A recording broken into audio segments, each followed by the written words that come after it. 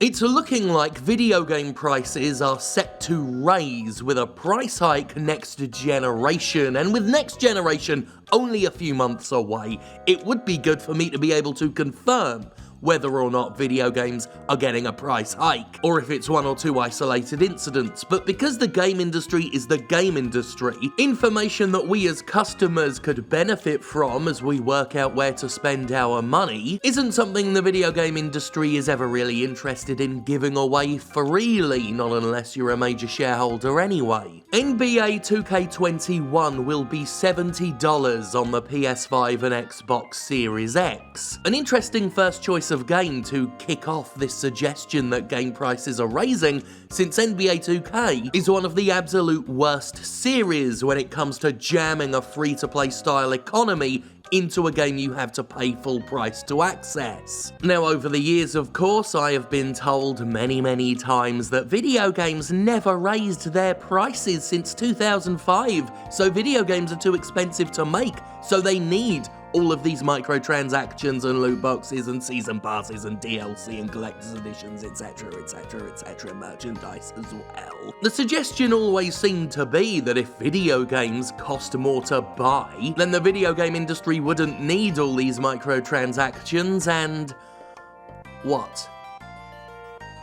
What's the suggestion after that they'd stop?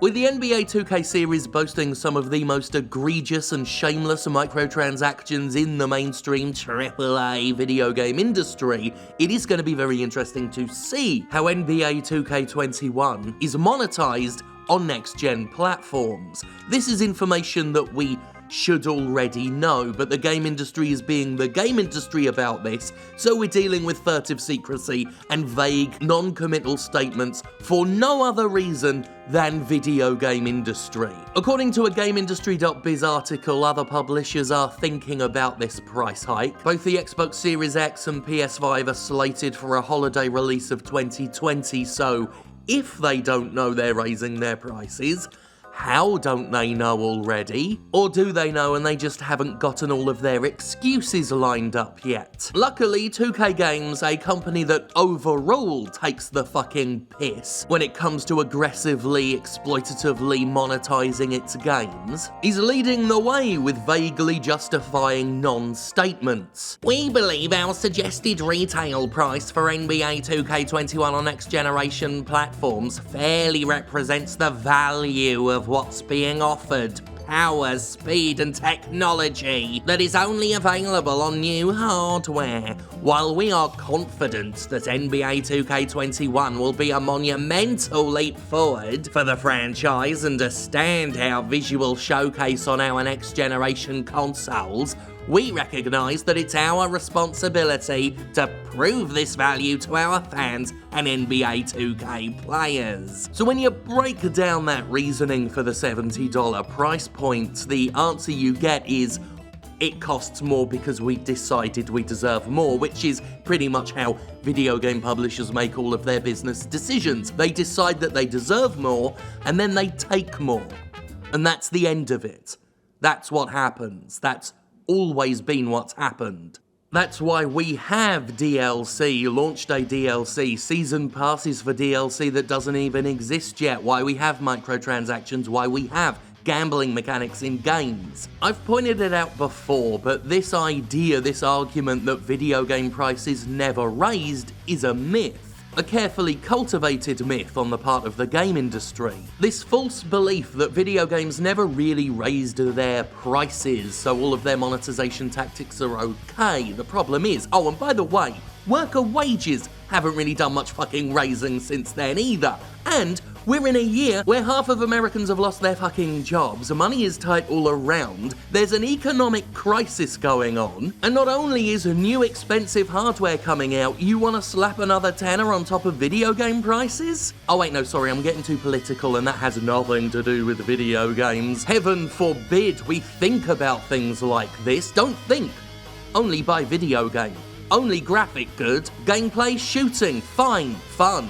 9 out of 10. No lower than 9, no score 8, no score 7. No make feel bad, buy game good, feel good, 9. Don't think, video game, not politic. Don't think. Video game, buy it. Graphic, high. Fidelity, yes. Anyway, the $60 myth is a bullshit little contrived excuse perpetuated by the video game industry and further spread around by mouthpieces and pundits. It fails to take into account the fact that $60 is pretty much a starter price for many of these games now. You buy that for basic access, and then all of the stuff that used to be in these games as part of the complete package are now taken out and resold to us. Some people say that content isn't carved out of games, but that operates on the same way the $60 myth does. All of what they say is technically true. It's technically true that game price is never raised. It's technically true that when you develop a game, you are not making a full game, then retroactively going back and carving content out. No. Content carving happens on a macro level. It's something that happens slowly, spreading across multiple games, just normalizing the idea that certain aspects of video games are now premium priced commodities, conveniences that you are willing to spend more money on. The $60 myth fails to take into account the billions upon billions upon billions of dollars of additional revenue that flows into the game industry from freemium style economies alone. And it fails to take into account that a lot of modern games are significantly worse than they used to be. They are designed to be worse than they used to be more grindy, to be more frustrating, all in a thinly veiled effort to make the microtransactions, all of the time savers to skip the grind, all of the just cosmetic microtransactions appear more valuable and worthwhile than they actually are. But what gets me is just how fucking the video game industry has to be about this. When 2K was asked if the $70 price point was gonna be the standard for next-gen games, 2K Games just couldn't give a straight answer. That would be too easy, that would be giving us too much, wouldn't it? 2K's suggested retail price for its games are meant to represent the value being offered, with nearly endless replay value, and many new additions and improvements only possible on next-generation consoles. We believe our updated suggested retail price fairly represents the value of NBA 2K21. Value, value, value, value.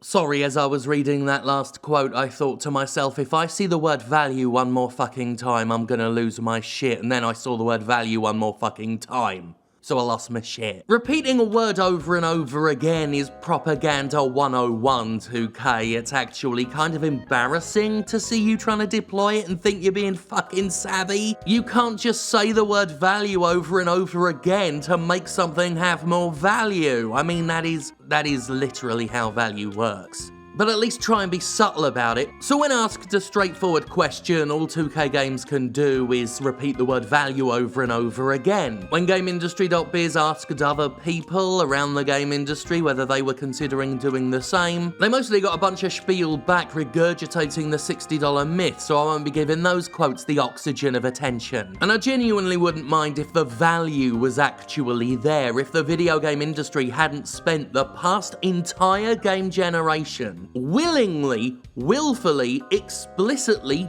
devaluing their games to make them cost more in a fashion exceedingly roundabout when compared to simply just raising the price. This idea that game price is never raised is only based on the fact that game publishers decided they could make more money, not with a direct price hike, but with subtle, more insidious extra costs piled on. And as multiple game publishers struggle to keep in that unsustainable growth, as they struggle to keep their record revenue and their massive profits soaring high, now they're doing what they always do. They're having their cake and they're fucking it too. Now on this point I'm merely speculating, but I would guess that one of the reasons we don't yet have a full confirmation that this is an across-the-board price hike is that NB 2K21 is going to be a test case. The game industry loves to do this. We get one game, one or two games, creep out with some new business model, some new price point, some new form of transaction. If it turns out to be successful, the game industry will adopt it en masse, and then the game industry will do such a good job of hammering home the normalcy of this until most people swallow it and accept it unchallenged, or they will become so egregious, take it so far that there's a mass rebellion and then they scale back to something that would have been less acceptable before they did the really shitty overreach, but now by contrast seems okay and normal. normal. And look, I honestly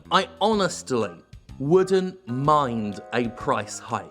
If this was a normal, healthy game industry that deserved the price hike. But it's not. It isn't. And it doesn't. Now, game publishers, just give us a straight answer, you greedy, tax-avoiding, abuse-covering wankers. It'd be nice.